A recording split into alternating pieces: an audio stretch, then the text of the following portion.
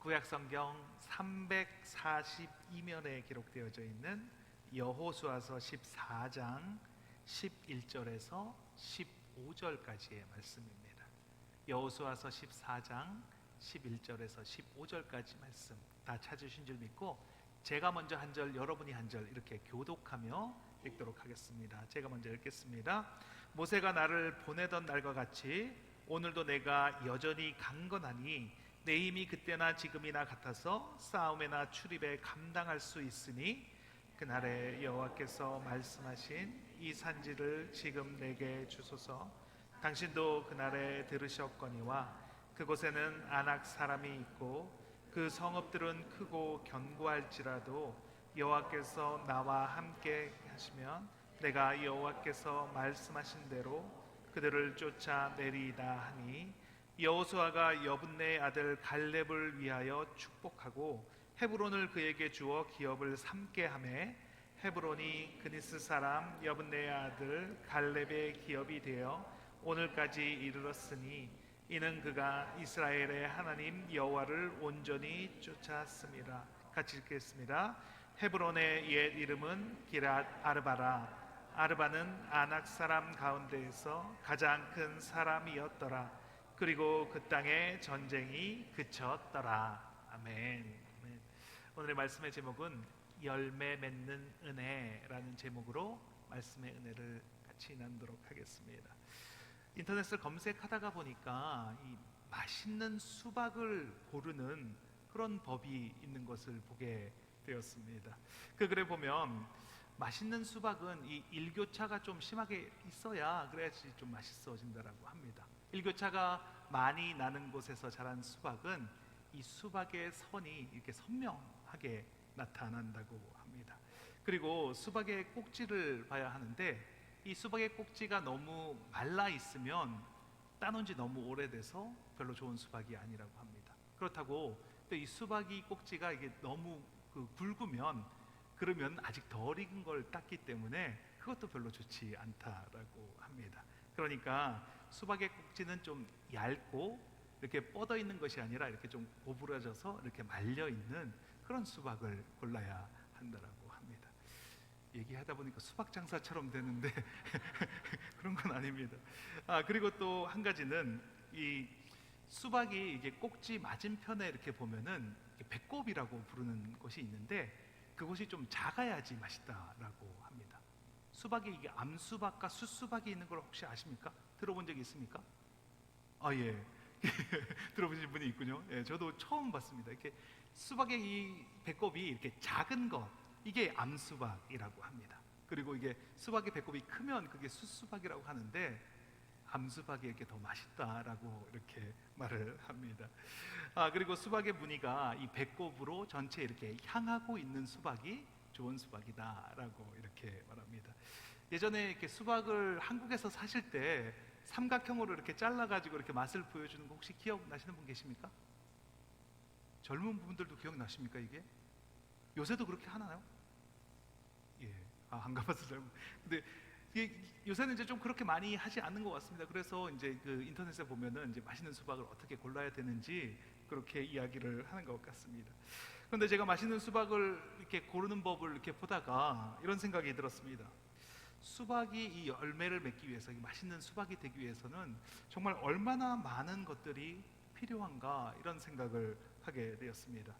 먼저 이 날씨가 도와주어야 합니다. 더울 때는 더우면서 밤에는 또 서늘하게 되어야 일교차가 커집니다. 그래야 좋은 수박이 되는 겁니다. 그리고 수박하는 그 농부의 역할이 상당히 중요하다라는 것을 볼 수 있습니다. 햇빛을 잘 볼 수 있도록 이 수박을 이렇게 햇빛에 잘 내줘야 되고, 그리고 이렇게 가끔씩 이렇게 옮겨줘야 된답니다. 햇빛을 골고루 볼 수 있도록 그렇게 해줘야 하고, 수박이 또 잘 익었을 때는 그 시기에 맞게 적절하게 수확을 해줘야 하는 것도 농부의 가장 중요한 역할입니다. 하물며 수박을 수확하는 데에도 이렇게 정성과 노력이 필요한데 우리의 인생이 열매를 맺으려면 얼마나 많은 수고와 정성이 들어가야 하겠습니까? 우리의 인생도 열매를 맺기 위해서는 좋은 날만 있어서는 안 됩니다. 좋은 날은 물론 있어야 하지만 어렵고 힘든 날이 있어야 열매가 맺어진다는 겁니다. 일교차가 이렇게 나듯이 온도 차이가 나야지만 좋은 열매가 맺을 수 있습니다. 그리고 우리의 인생을 주관하시는 하나님께서 열매를 잘 맺을 수 있는 인생이 되도록 해주셔야 된다는 겁니다. 햇빛이 잘 공급될 수 있도록 해주셔야 하고, 그리고 무엇보다 정확한 타이밍에 수확을 해주셔야 우리가 아름다운 열매로 나타날 수 있는 겁니다. 그런 의미에서 오늘 본문의 주인공은 좋은 열매를 맺은 삶을 살았다라고 말할 수 있습니다. 오늘 본문의 주인공은 갈렙입니다. 갈렙은 그 인생이 롤러코스터와 같은 인생을 살았다라고 말할 수 있습니다. 인생의 젊은 나이인 40대에는 그 지파의 대표로 선발이 되었습니다. 인생을 어떻게 살았기에 그 지파를 대표하는 삶을 살 수가 있었을까요? 정말 성실하고 정말 충실한 삶을 살았다라고 이야기를 할 수가 있습니다. 다른 사람들이 다 인정하는 그런 삶을 사는 것을 볼 수가 있습니다. 그가 11명의 대표들과 함께 이제 곧 전쟁을 치러하는 그런 적국에 들어가게 되었습니다. 그곳에서 정탐을 하고 돌아왔습니다.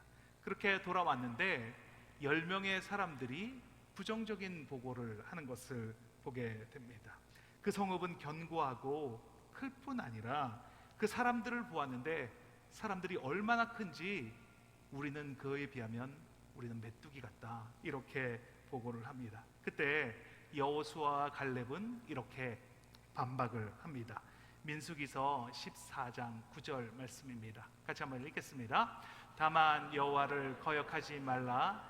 또 그 땅의 백성을 두려워하지 말라.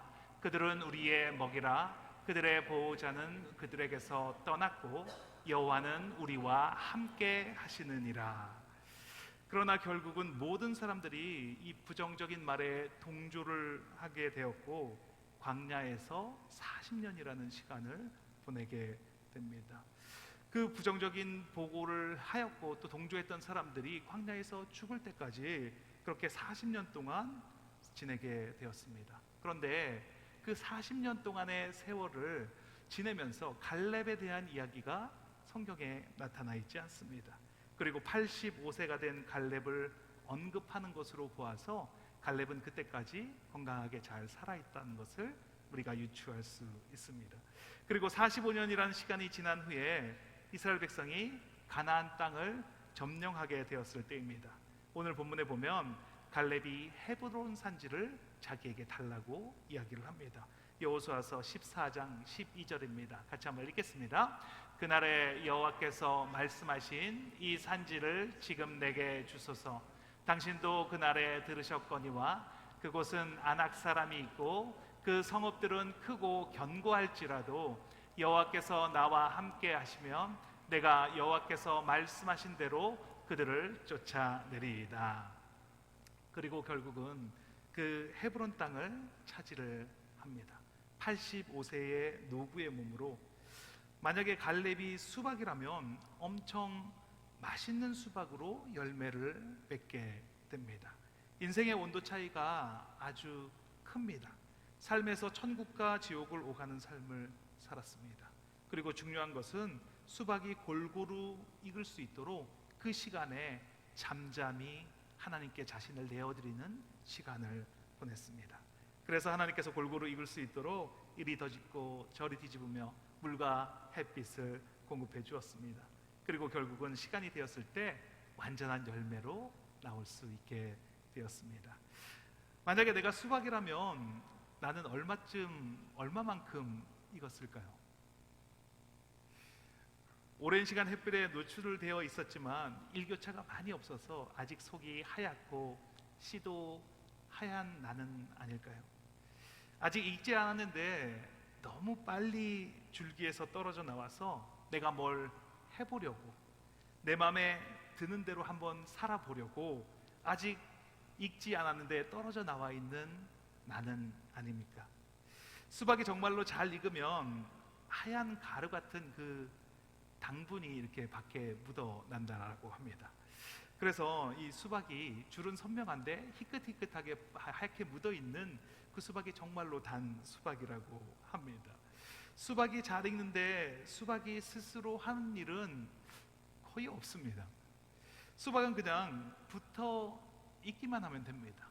요한복음 15장에 예수님께서 너희는 가지에 붙어 있기만 하면 열매를 맺는다라고 말씀하신 것처럼 이 수박은 그 가지에 붙어 있기만 하면 그러면 열매가 맺어지게 됩니다. 수박은 붙어 있기만 하면 됩니다. 그러면 농부이신 하나님께서 우리가 잘 익을 수 있도록 맛있는 수박이 되도록 해주십니다. 햇빛도 주시고 물도 공급해 주시고 뒤집어 주시고 일교차도 나게 하여 주시고 그리고 결정적으로 기다려 주십니다. 그렇게 익어가면 됩니다. 그것을 우리는 은혜다 이렇게 이야기를 합니다. 나는 아무것도 아닌데 왜 이렇게까지 나에게 해주시나 이렇게 공급해 주시는 그 은혜 말입니다. 수박의 겉은 갈렙의 겉은 하얀색으로 변했습니다. 늙고 힘도 예전 같지가 않습니다. 그리고 백발이 되었습니다. 그렇지만 그 속은 너무나 맛있게 익어 있습니다. 아름다운 열매를 맺었습니다. 갈렙은 여호와 하나님이 베풀어 주신 은혜를 기억하고 있습니다. 이스라엘 백성을 위해서 홍해를 가르시고 쓴물이 단물이 되게 하고 메추라기 떼를 보내주시고 불기둥과 구름기둥으로 인도하신 그 하나님의 은혜를 갈렙은 기억하고 있습니다. 그 크신 은혜를 어떻게 잊을 수 있을까 이렇게 생각하지만 이스라엘 백성들은 2년이 채 되지 않았는데 그 은혜를 잊어버렸습니다. 가데스바네아에서 불평불만함으로 그 은혜를 쏟아버렸습니다. 그러니까 열매를 맺지 못하고 아궁이에 던져지는 그런 삶을 살 수밖에 없었습니다. 하지만 갈렙은 45년의 세월 동안 하나님의 은혜를 간직하며 살았습니다. 자신에게 약속하신 그 약속을 붙잡고 있었습니다. 그러자 정말 아름다운 그런 열매가 맺어지게 됩니다. 오늘 본문을 통해서 어떻게 갈렙처럼 그 받은 은혜가 열매 맺는 삶을 살아갈 수 있을지 두 가지로 같이 은혜를 나눠보도록 하겠습니다. 첫 번째, 열매를 맺는 방법은 어려운 길을 택하는 것입니다. 같이 한번 읽겠습니다.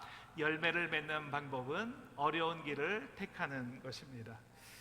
갈렙의 이름의 뜻이 혹시 무엇인지 아시는 분이 있습니까? 갈렙의 이름의 뜻은 되게 거창하고 좋은 뜻이 있을 것 같지만 갈렙의 뜻은 개입니다. 그러니까 지금 생각하는 이렇게 이쁜 강아지 이런 게 아니라 밖에서 이렇게 길러지는 정말 이렇게 와일드한 그런 개가 이 갈렙의 뜻입니다. 또한 갈렙은 히브리 사람이 아니라 원래 이방인입니다. 그래서 본문에 보면 그는 그니스 사람 여분네의 아들이라고 이렇게 소개가 되고 있습니다. 그니스 부족은 그 시내 광야에서 활동하고 있는 베두인 족속 중에 한 부족입니다. 유목을 하는 베두인 족속은 광야에서 이렇게 살아남기 위해서 이렇게 거칠어질 수밖에 없는 그런 부족입니다. 그래서 섬세하고 부드러운 이미지가 아니라 거칠고 이렇게 야성이 있는 그런 이미지가 바로 갈렙의 이미지입니다. 그러니까 갈렙이 요즘에 살고 있었다면, 이 아리조나 지역에 살고 있다면 아마 이런 사람이 아닐까 생각을 합니다. 일단 차는 큰 픽업 트럭, 여기 많이 좀 찌그러진 그런 픽업 트럭을 운전을 하고 다니고, 인적이 드문 그런 골짜기에 번듯한 집이 아니라 좀 이렇게 나무를 이렇게 대서 만든 그런 통나무 집 같은 데서 살고, 마당에는 이렇게 돌을 이렇게 놔서 캠파이어 같은 것을 이렇게 하는 자리가 있는데, 그곳에 고기를 이렇게 썰어서 올리는 것도 아니고 통째로 고기를 올려서 익으면 이렇게 칼로 이렇게 벗겨서 먹는 그런 이미지가 바로 갈렙의 이미지입니다.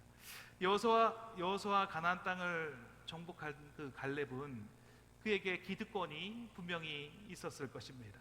좋은 땅을 차지해서 편하게 살아갈 수 있는 그런 조건이 분명히 되었을 것입니다. 그런데 갈렙이 원하는 땅은 거친 산 헤브론 땅입니다.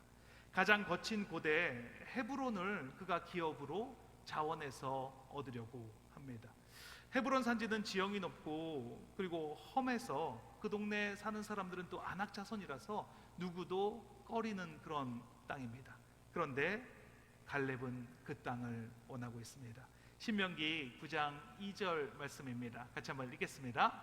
크고 많은 백성은 내가 아는 아낙 자손이라 그에 대한 말을 내가 들었나니 이르기를 누가 아낙 자손을 능히 당하리요 하거니와.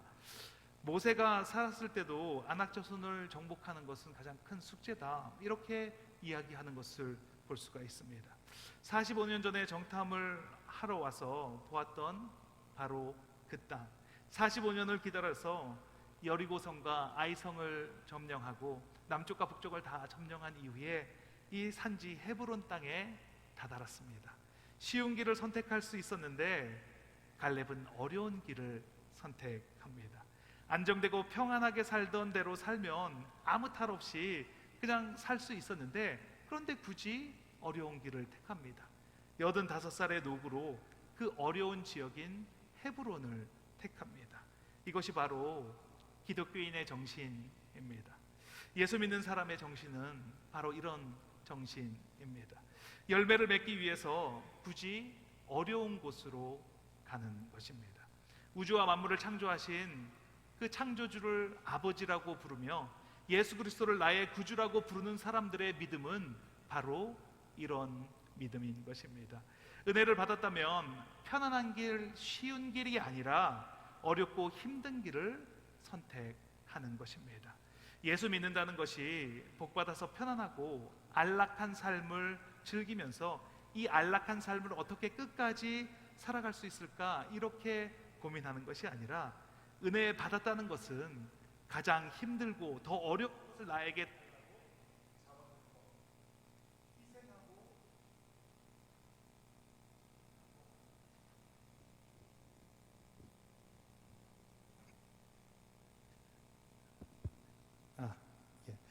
은혜 받았다는 것은 편안한 길, 쉬운 길이 아니라 어렵고 힘든 일을 선택하는 것입니다. 예수 믿는다는 것은 복받아 편안하고 안락한 삶을 즐기는 것이 아니라, 이 안락한 삶을 끝까지 유지하는 것이 아니라, 은혜 받았다는 것은 가장 힘들고 더 어려운 것을 나에게 달라고 자원하고 더 희생하고 더 양보하는 것, 은혜 받은 사람의 특징입니다.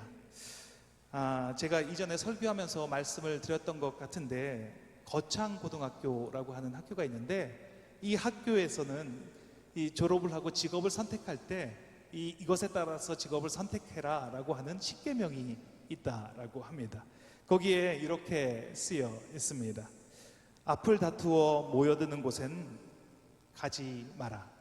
아무도 가지 않는 곳으로 가라. 부모나 아내나 약혼자가 결사 반대하는 곳이면 틀림이 없다. 그곳으로 가라. 이렇게 말을 합니다. 자녀들이 편하게 살기를 원하는 것은 부모들의 똑같은 마음이 아닌가 싶습니다. 그런데 열매 맺는 사람들의 간증을 들으면 자녀들을 어려운 곳에 굳이 보내는 것을 볼 수가 있습니다. 어떤 집사님이 간증을 하셨습니다. 본인은 선교에 가지 못했지만 12살 난 아들을 선교지, 단교 선교로 보냈던 것입니다. 12살 난 아들을 선교지로 보냈으니 얼마나 걱정이 됐겠습니까? 얼마나 이 집사님이 안전하게 돌아오기를 기도를 많이 했겠습니까? 그렇게 어린 아들이 선교를 다녀왔습니다. 그래서 무엇을 했냐고 물었더니, 나는 한 것이 없고 아이들과 놀았어요. 나는 그냥 아무것도 한 것이 없이 그들과 같이 그냥 뛰어놀기만 하다가 돌아왔어요. 이렇게 말을 했다고 합니다. 그런데 아이는 그렇게 말하면서 한층 더 성숙해 있는 것을, 성장해 있는 것을 발견할 수가 있었습니다. 불편한 삶을 선택하고 어려움을 선택할 때 바로 우리가 받은 은혜가, 열매가 맺어지는 것입니다. 그냥 익숙하고 편안한 삶에 안주하며 보온병처럼 받은 은혜를 식지 않기를 바라는 삶이 아니라, 그 은혜가 활활 타오르게 하는 것입니다. 하나님, 저 산지로 나를 보내주십시오. 주님, 저기로 나를 보내주십시오. 저기에 제가 가 있겠습니다. 가장 어렵고 힘든 곳으로 저를 보내주십시오. 이렇게 활활 타오르는 용광로와 같은 삶을 살아가면 반드시 은혜가 열매를 맺게 되는 것입니다. 왜 하나님은 헤브론을 먼저 점령하라고 말씀하시는 것입니까? 그렇다면 우리가 정복해야 할 헤브론은 과연 무엇입니까? 내가 정복해야 할 헤브론, 지금 이 시대에 내가 정복해야 할 헤브론은 무엇입니까? 신앙생활의 권태기에 들어간 헌신과 봉사가 헤브론은 아닙니까? 나도 모르게 튀어나오는 부정적인 언어가 나의 헤브론은 아닙니까? 잘하다가도 결정적인 순간에 둘러없는 이 분노가 나의 헤브론은 아닙니까? 중독에 빠져서 결심하고 결심해도 빠져나올 수 없는 그 중독이 혹시 나의 헤브론은 아닙니까? 편안하게 안정된 삶을 보장받으려 하는 것, 이것이 혹시 내가 정복해야 할 헤브론은 아닙니까? 정복하셔야 합니다. 쉬운 길을 선택한다고 되는 것이 아닙니다. 쉬운 길을 선택하면 은혜가 식어갑니다. 빨리 식고 늦게 식고의 차이는 있지만 점점 식어가는 것을 걱정하며 살아야 합니다. 이스라엘 백성들은 더 편안하고 안락한 생활을 하려고 불평불만을 늘어놓았습니다. 물이 쓰다, 고기가 없다, 목이 마르다, 애굽에 있을 때가 더 좋았다, 그곳으로 돌아가자, 편안하고 안락했던 그곳으로 돌아가자, 이렇게 불평불만했습니다. 그러다가 광야에서 죽음을 맞이했습니다. 더 불편한 길을 선택하셔야 합니다. 가장 어려운 산지를 내게 주십시오. 내가 가겠습니다. 안옥 자손이 있고 성벽이 높을지라도 그 땅을 나에게 주십시오. 내가 새벽 예배에 나가겠습니다. 내가 가장 어려운 봉사를 맡겠습니다. 정말 힘든 일이면 제게 맡겨주십시오. 가장 어려운 선교지가 있으면 제가 가겠습니다. 이렇게 고백하고 행동하는 저와 여러분의 삶에 반드시 열매가 맺어지는 것을 경험하게 되실 것입니다.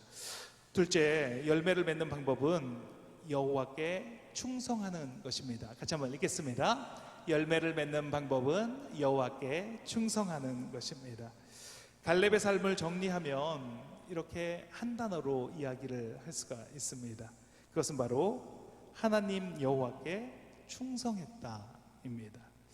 오늘 본문 윗절에 8절과 9절, 그리고 오늘 본문 14절에 걸쳐서 3번이나 등장하는 단어입니다. 영어로 말하면 Follow the Lord fully 라는 말이 됩니다. 전심으로 하나님을 따르는 삶을 말하는 것입니다. fully라는 말은 이 시간적인 개념과 공간적인 개념과 그것에 동일하게 같이 쓰이는 그런 말입니다. 시간적으로는 처음부터 끝까지라는 말입니다.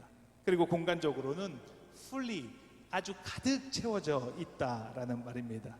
어떤 빈 공간, 빈틈이 하나도 없는 것을 말합니다.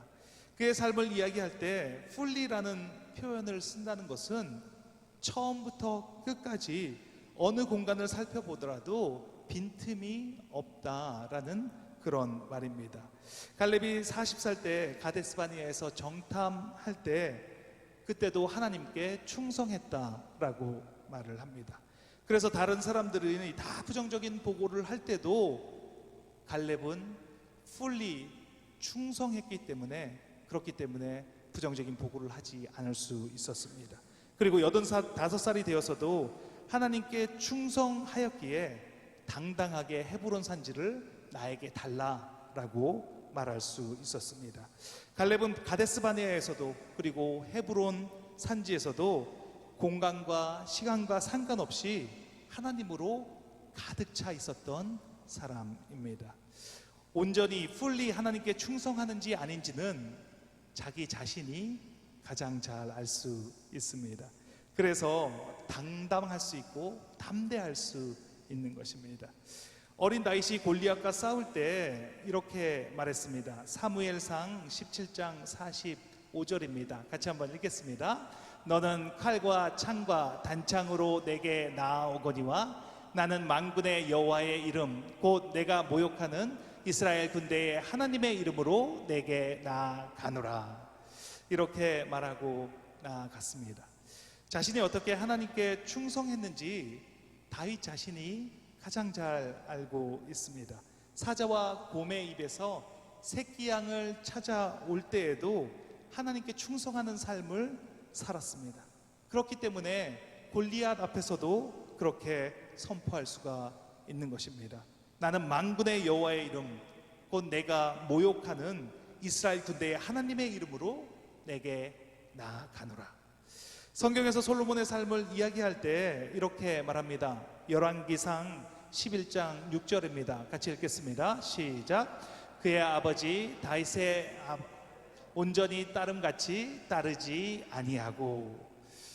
다윗이 얼마나 온전히 풀리 하나님을 따랐는지 성경은 말을 해주고 있습니다. 김혜자 씨의 신발 끄는 소리라는 그런 글이 있습니다. 누가 썼는지 알 수는 없지만 그 김혜자 씨의 그 연기에 관해서 이야기하고 있는 그런 글입니다. 내용은 이렇습니다. 김혜자 연기의 자연스러움에 대한 것입니다. 예를 들면 밤늦게 외출했던 회장님 최불암이 집으로 돌아와 대문을 두드리자 부인인 김혜자가 신발을 끌고 마당으로 걸어가는 장면이 있습니다. 그때 김혜자의 신발 끄는 소리에서 바로 그녀의 연기의 진가가 발휘됩니다. 말하자면 그 소리에서 남편을 기다리는 동안의 초조와 불안, 반감과 안도를 읽을 수가 있다는 뜻입니다. 얼마나 그 안에 가득 차 있으면 신발 끄는 소리, 그 신발 끄는 소리에서 그것을 느낄 수가 있을까요? 여러분 생각해 보신 적이 있으십니까? 나는 무엇으로 가득 차 있는지, 나는 지금 무엇으로 가득 차 있습니까? 다른 사람들이 혹시 나에 대해서 글을 쓴다면 나에 대해서 뭐라고 글을 쓰겠습니까? 갈렙은 이런 평가를 받았습니다. Follow the Lord fully. 바로 이것이 하나님을 따르는 갈렙의 비밀입니다. 45년의 세월 동안 그 은혜가 식지 않고 노구의 몸이 되어서도 결국에는 헤브론을 점령할 수 있었던 이유는 바로 온전히 fully 하나님을 따랐기 때문입니다. 우리는 많은 은혜를 받았습니다. 그 은혜가 열매를 맺기 위해서는 하나님을 fully 따라야 합니다. 온전히 하나님을 따라야 합니다. 내가 가장 잘 알고 있습니다. 내가 지금 하나님을 온전히 따르고 있는지 아닌지, 하나님을 온전히 따르는 삶을 살아가고 있는지 그렇지 아닌지 내 자신이 가장 잘 알고 있습니다. 알고 있다면 돌이키셔야 합니다. 하나님을 온전히 따를 때 세상을 향해 대적하는 소리를 우리가 지를 수가 있습니다. 저들은 우리의 밥이다. 내가 만군의 여호와의 이름으로 나아간다. 저 산지를 내게 주소서. 이렇게 외칠 수 있는 것은 충성하는 삶을, 풀리 따르는 삶을 살았기 때문입니다. 감리교 신자인 넬슨 만델라 남아프리카 공화국 대통령은 데모를 하다가 감옥에 붙잡혀 갔습니다. 감옥에서 27년 동안 수감 생활을 했습니다. 그리고 72살의 나이에 감옥에서 나오게 되었습니다. 72살의 나이에 27년 동안 감옥에 있었던 사람이 과연 무엇을 할 수 있을까 이렇게 생각하기가 쉽습니다. 1년도 아니고 2년도 아니고 27년 동안, 그리고 72살의 나이가 되었습니다. 그런데 그는 5년 뒤에 남아프리카 공화국의 최초의 흑인 대통령이 됩니다. 어떻게 이런 일이 가능합니까? 넬슨 만델라 대통령은 갈렙과 같이 충성하는 것이 무엇인지를 알았던 사람입니다. 85살에 헤브론 산지를 점령한 갈렙을 알았습니다. 그렇기에 27년이 지나서 72살이 된 그때에 대통령이 될 것을 선포하였습니다. 27년의 삶을 잘 알고 있는 사람은, 가장 잘 알고 있는 사람은 바로 그 자신이었습니다. 무기력하게 감옥에 있었던 것이 아니라 감옥에서도 충성된 삶을 살았습니다.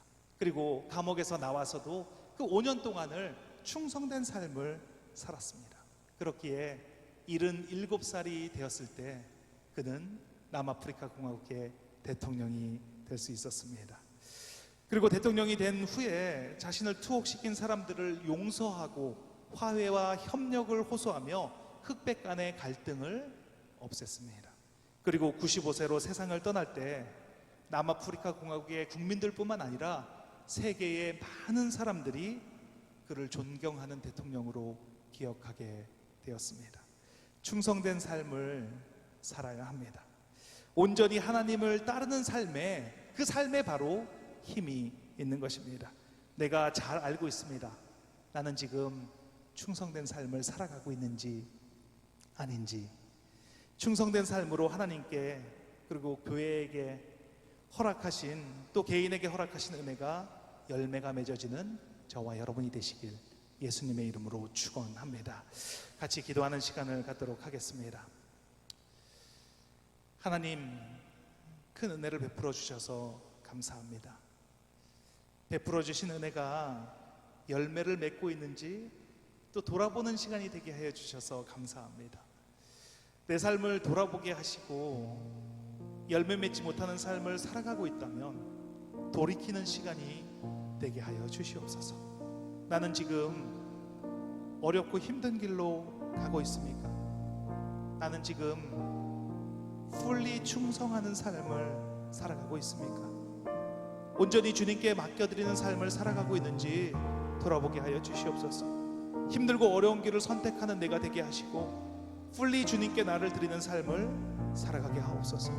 그것을 통해서 반드시 열매 맺게 하실 하나님을 기대합니다. 마음에 결단이 있게 하시고 그 결단한 대로 삶을 살아가는 삶이 되게 하여 주시옵소서. 오늘 기도하실 때 그 하나님을 만나는 시간이 되게 하여 주시옵소서. 기도하면 들어주신 주님께 주님 한번 내주시고 통성으로 기도하시겠습니다. 주여, 하나님 감사합니다. 하나님 감사합니다. 지금 이곳 시간 이곳에 하나님의 나라가 임했음을 선포합니다. 하나님의 나라의 주인은 바로 예수 그리스도십니다. 주님께서는 우리가 받은 그 은혜가 열매 맺는 삶을 살아가기를 원하시는 좋으신 하나님이십니다. 내가 지금까지 어떤 삶을 살아왔는지 지금 이 시간 돌아보는 그런 귀하고 복된 시간으로 삼아 주시옵소서. 나는 지금 하나님께 온전히 fully 충성하는 삶을 살아가고 있습니까? 나는 지금 온전히 나를 내어드리는 삶을 살아가고 있습니까? 나는 지금 편하고 안락한 곳으로 찾아가기 위해서 삶을 살아갑니까? 아니면 또 어렵고 힘든 곳을 찾아가기 위해서 삶을 살아가고 있는지 나를 돌아보는 시간이 되게 하여 주시니 감사합니다. 하나님, 열매 맺는 것은, 열매를 맺는다는 것은 내가 힘들고 어려운 것을 선택하고 나아갈 때 그것을 통해서 내가 깨어지고 나의 삶이 온전히 하나님께 드려지는 그런 귀하고 복된 삶을 살아갈 때 내가 열매 맺는 삶인 것을 알 수 있습니다. 하나님, 내가 온전히 하나님께 드릴 때 그 빈 공간이 하나도 없이 내가 온전히 fully 하나님께 나를 드리는 그런 귀하고 복된 삶을 살아갈 때 그것을 통해서 내가 열매 맺는 삶을 살아간다는 것을 배웠습니다. 주님, 이 시간부터 나의 삶을 돌이켜 하나님께로 향하는 그런 귀하고 복된 삶을 살아가게 하여 주시옵소서. 세상적으로 내가 세상으로 향하는 삶을 살아갔다면 지금 돌이켜 예수 그리스도께로 향하는 그런 귀하고 복된 삶을 살아가는 우리 모두가 될 수 있도록 하나님 함께하여 주시옵소서. 나의 삶에 온전히 채워지는 것은 예수 그리스도이고 나의 삶이 어렵고 힘든 상황 쪽으로 걸어가고 있는 것이라면, 그렇다면 지금 내가 열매 맺는 삶을 살아가고 있다는 것을 알게 하여 주시니 감사합니다. 그것을 감사함으로 받아들이고 그 감사함이 온전히 하나님께 상달리고 하나님께 나아가는 그런 귀하고 복된 도구가 된다는 것을 깨닫는 그런 귀하고 복된 삶을 살아가는 우리가 될 수 있도록 하나님 함께하여 주시옵소서. 우리 사랑의 공동체 교회가 온전히 주님께 드려지는 귀하고 복된 교회가 되기를 원합니다. 하나님께서 주관하시고 하나님께서 말씀하시고 하나님께서 이끄시는 교회, 그 교회가 바로 우리 사랑의 공동체 교회가 아니겠습니까? 우리 한 사람 한 사람의 삶 가운데 하나님 언제나 동행하시고 함께 하심으로 그들의 삶을 이끌어 주시는 귀하고 복된 삶을 살아가게 하여 주시옵소서. 내가 힘들고 어려운 삶을 선택하는 그런 귀하고 복된 삶을 살아가게 하시니 감사합니다. 그런 마음을 허락하여 주시니 감사합니다. 그 마음이 나에게 결단이 되게 하여 주시고 그 삶을 선택하는 삶을 살아갈 때 나의 삶에 열매가 맺혀지는 것을 우리가 경험하고 목도하는 귀하고 복된 삶을 살아가는 것을 경험합니다. 하나님께서 나의 삶에 온전히 fully 채워지는 그런 삶을 살아가게 하여 주시니 감사합니다. 다른 어떤 것도 즐거움이 될 수가 없습니다. 다른 어떤 것도 나의 삶에 들어올 수가 없습니다. 하나님으로 채워진다면 다시는 예전으로 돌아갈 수 없는 그런 삶을 살아가는 것이 우리입니다. 하나님으로 채워짐으로 말미암아서 하나님과 함께 동행하는 기쁨이 나의 삶을 온전히 채워지게 하시고 그 삶을 살아갈 때 하나님의 열매가 주렁주렁 맺혀지는 하나님의 그 은혜의 은혜가 나의 삶에 맺혀지는 의기하고 복된 삶을 살아가는 내가 될 것을 믿습니다. 주님 감사합니다. 예배를 통해서 말씀이 들려지게 하시고 그 말씀을 통해서 나의 삶이 바뀌어지게 하시고 그 삶을 통해서 열매가 맺어지는 내가 되게 하여 주시옵소서. 주님 감사합니다. 아픈 곳이 있으시면 아픈 곳 위에 손을 얹으시고 간절한 기도 제목 소원이 있으시면 가슴 위에 손을 얹고 함께 기도하겠습니다. 하나님 감사합니다. 주신 은혜가 열매 맺게 하여 주시니 감사합니다. 쉬운 길을 선택하는 것이 아니라 은혜받은 사람답게 어려운 길을 선택하게 하여 주시옵소서. 그것이 사는 길이고 열매 맺는 삶임을 깨닫게 하여 주시니 감사합니다. 충성된 삶으로 채워지게 하여 주시옵소서. 자신이 가장 정확하게 알고 있습니다. 충성된 삶을 살아가고 있는지 아닌지 돌이키게 하시고 충성된 삶을 지켜나갈 수 있도록 인도하여 주시옵소서. 받은 은혜가 열매 맺어지게 하시니 감사합니다. 교회 안에서 개인의 삶 가운데 열매를 경험하게 하시고 그 은혜를 나누는 삶을 살아가게 하여 주시옵소서. 이곳에 하나님의 나라가 임했음을 선포합니다. 하나님 나라의 주인은 예수 그리스도이십니다. 나사렛 예수 그리스도의 이름으로 명하노니 육신의 질병이 깨끗하게 되었음을 선포하노라. 그가 찔림은 우리의 허물 때문이요 그가 상함은 우리의 죄악 때문이라. 그가 징계를 받음으로 우리는 평화를 누리고 그가 채찍에 맞음으로 우리가 나음을 입었도다.